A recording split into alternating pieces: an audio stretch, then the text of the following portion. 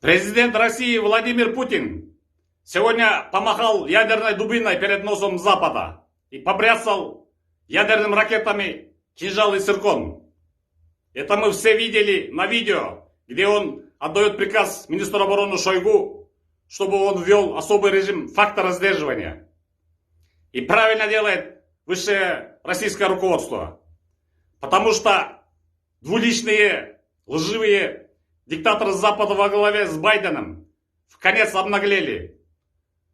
Они свою смертосеющую организацию НАТО расширяют на восток через территорию Украины. Мало того, они еще удушающие, жестокие санкции вводят в отношении России, когда запрещают через программу SWIFT всякие межбанковские операции, денежные переводы, экономические санкции они вводят.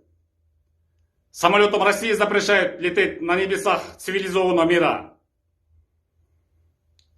Как будто они сами ангелы во плоти. Им что, можно было забрасывать бомбами Хиросиму и Нагасаки, когда они убили 200 тысяч человек в один момент? А что, бывшим советским людям это нельзя, что ли?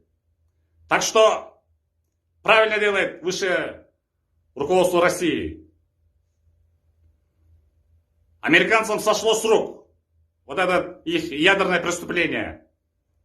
Им сошло это с рук. Они что себе идеалом во всем мире считают, свой образ навязывают, свой гомосексуальный, безобразный, грязный образ жизни навязывают насильно всему миру. А теперь, когда им противостоит такой сильный бывший советский человек Владимир Путин, они обосрались и заплакали, заныли. Теперь в агонии и истерике бьются. Так что, как бывший человек советский, и, надеюсь, все бывшие советские люди поддерживают Владимира Путина и Россию в той операции, которую он начал, на факторе сдерживания НАТО, чтобы оно не расширялось на восток.